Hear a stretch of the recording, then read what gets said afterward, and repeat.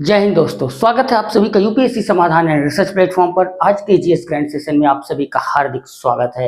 मेरे प्यारे व्यूअर्स, जो यूपीएससी एस्पिरेंट हैं उनका भी, और जो यूपीएससी एस्पिरेंट नहीं है फिर भी अपना कीमती समय निकाल करके हमारे लेक्चर को सुनते हैं, देखते हैं अपने ज्ञानवर्धन के लिए, और हमें कमेंट बॉक्स में कमेंट के जरिए अपना फीडबैक भी देते हैं। आप सभी का बहुत बहुत स्वागत है। आज हम चर्चा करने जा रहे हैं एक ऐसे विषय पर जो हमें हमारे भारत की गौरव की याद दिलाता है, भारत की सांस्कृतिक विरासत, भारत का ज्ञान विज्ञान, जहां पर 800 वर्षों तक फला और फूला और अंत में एक सनक भरी हरकत ने उसको जला करके खाक कर दिया। इस विषय का नाम है नालंदा विश्वविद्यालय। नालंदा विश्वविद्यालय जिसकी 19 जनवरी को राजगिरी में भारत के प्रधानमंत्री श्री नरेंद्र मोदी जी ने उद्घाटन किया है। उद्घाटन करने के दरमियान कुछ खास बातें आई हैं सामने। वो खास बातें क्या हैं? सबसे पहली बात तो ये है कि इसको नालंदा विश्वविद्यालय अधिनियम 2010 के तहत इसकी पुनर्स्थापना की गई है। नालंदा विश्वविद्यालय अधिनियम 2010, जो कि यूपीएससी का इंपॉर्टेंट क्वेश्चन, इसके तहत इसकी पुनर्स्थापना की गई। दूसरी बात ये कि दूसरे और चौथे पूर्वी एशिया शिखर सम्मेलन में शिक्षा को लेकर के जो निर्णय लिया गया था ये उसका आधार बना। तीसरी बात ये कि इसका जो निर्माण कार्य था वो 2017 में शुरू हुआ, जिसमें 17 राजदूत शामिल हुए। और इस समय जब 19 तारीख को प्रधानमंत्री नरेंद्र मोदी उसका उद्घाटन करने गए, तो उद्घाटन करने से पूर्व वहां के खंडहरों का उन्होंने दौरा किया। दौरा करने के बाद बोधि गया से बोधि वृक्ष को ला करके वहां पर रोपा गया, उसके बाद उद्घाटन किया गया। अब इसमें और जो सबसे खास बात है वो ये है, यह विश्वविद्यालय एक अंतर्राष्ट्रीय विश्वविद्यालय है। दूसरी बात ये कि इसमें 17 अन्य देशों ने भी अपने समर्थन में हस्ताक्षर किए हैं। उन सभी देशों का नाम है ऑस्ट्रेलिया, बांग्लादेश, भूटान, कंबोडिया, चीन, इंडोनेशिया, लाओस और मॉरिशस, श्रीलंका, म्यांमार, न्यूजीलैंड, पुर्तगाल, सिंगापुर, दक्षिण कोरिया, वियतनाम, थाईलैंड, ब्रुनेई। इन सभी देशों ने इसके समर्थन में हस्ताक्षर किए हैं। यह विश्वविद्यालय जहां पर बौद्ध चिंतन का केंद्र बनेगा, साथ ही साथ एशिया और भारत के दर्शन को भी इसमें पढ़ाया जाएगा। इसके अलावा यही नहीं, कुछ और अन्य भी इसकी खास बातें हैं, जो ये हैं कि अंतर्राष्ट्रीय छात्र जो यहाँ पर आएंगे उनको 137 छात्रवृत्तियां दी जाएंगी। दूसरी बात ये कि आसियान भारत कोष के द्वारा भी इनको छात्रवृत्ति दी जाएगी, और इसके साथ साथ बिम्स्टेक छात्रवृत्ति भी इनको प्रदान की जाएगी। साथ ही साथ विदेश मंत्रालय के द्वारा जो भूटान के छात्र हैं उनको भी छात्रवृत्ति दी जाएगी। और यहाँ पे जिन कोर्सों की शुरुआत की गई है वे कोर्स हैं, पहली बात तो मास्टर डिग्री, यानी कि आप पोस्ट ग्रेजुएट का कोर्स कर सकते हैं, रिसर्च कर सकते हैं। इसके अलावा कुछ अल्पकालिक पाठ्यक्रम के भी प्रमाण पत्र देने वाले यहाँ पर कोर्स शामिल किया गया है। अब ये तो है इसकी तत्काल की बात। अब आइए समझते हैं वह कौन सी सनक विचारधारा थी जिसने इस यूनिवर्सिटी को बर्बाद कर दिया। उससे पहले जानते हैं कि इस यूनिवर्सिटी की स्थापना किसने की।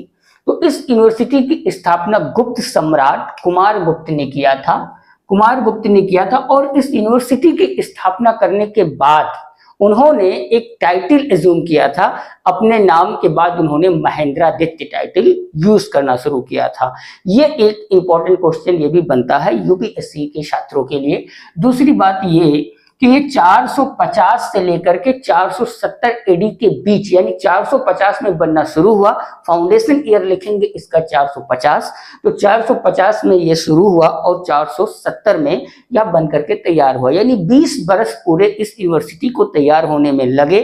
और इसके अलावा अब हम शॉर्टकट में कहें तो इस यूनिवर्सिटी की स्थापना 5वीं सदी में की गई थी, या 5वीं शताब्दी में। अब इसकी खास बात क्या थी कि यह जो है एक आवासीय यानी कि हॉस्टल वाला यूनिवर्सिटी था। अब आप सोच सकते हैं कि आज के हजारों वर्ष पूर्व हॉस्टल जैसे यूनिवर्सिटी की कल्पना भारत में कर पाना और उसको एक सार्थक रूप देना कितनी बात होती है, जब दुनिया नंगी थी, लोगों को बैठ खाना पीने का तरीके पता, उसमें पर ज्ञान को जाता था।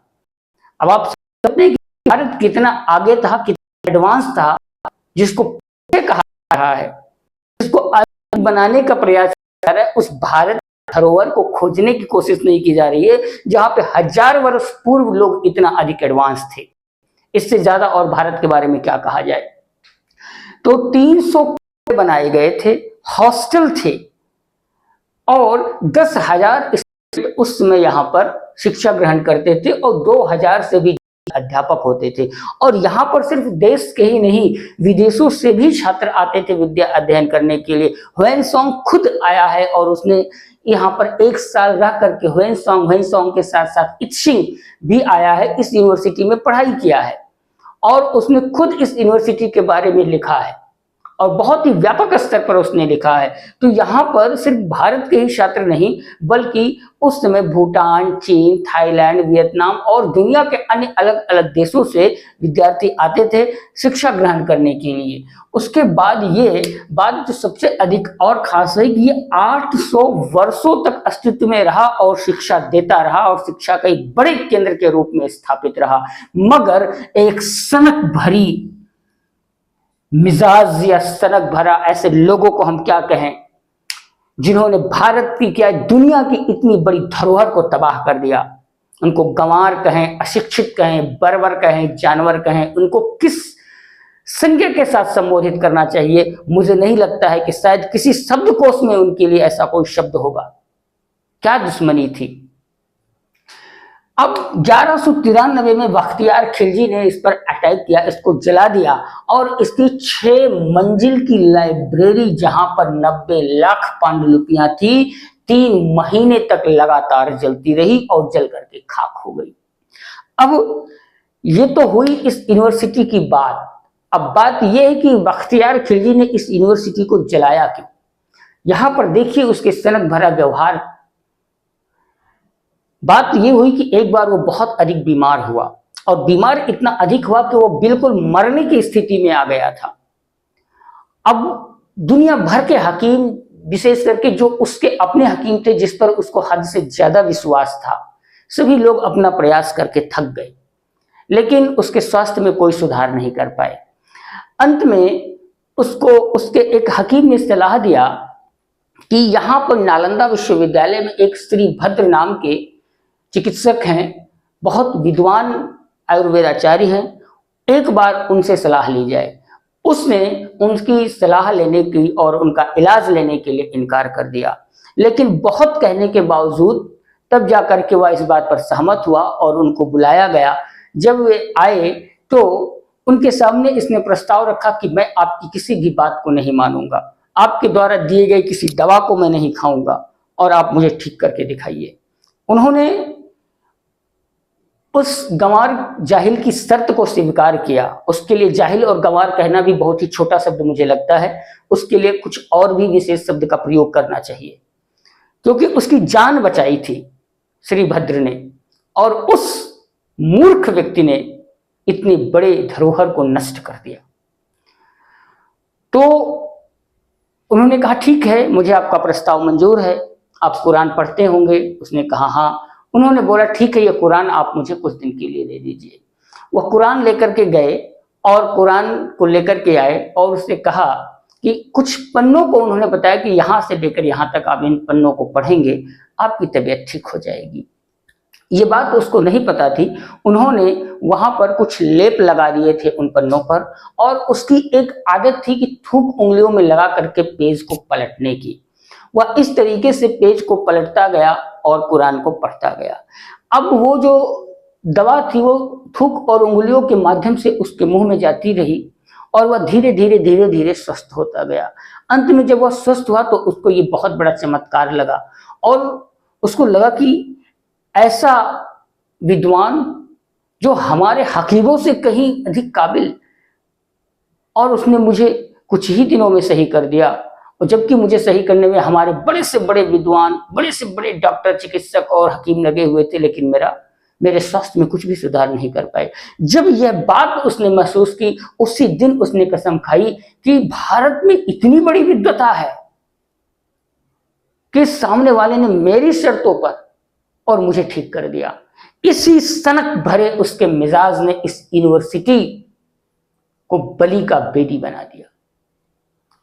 अब आप उसके बाद आगे देखें कि उसने हमला किया और वहां पर बहुत सारे बौद्ध विद्वानों को, बौद्ध भिक्षुओं को मार डाला गया, लाइब्रेरी में आग लगा दी गई, पूरे विश्वविद्यालय को तोड़ करके नष्ट कर दिया गया।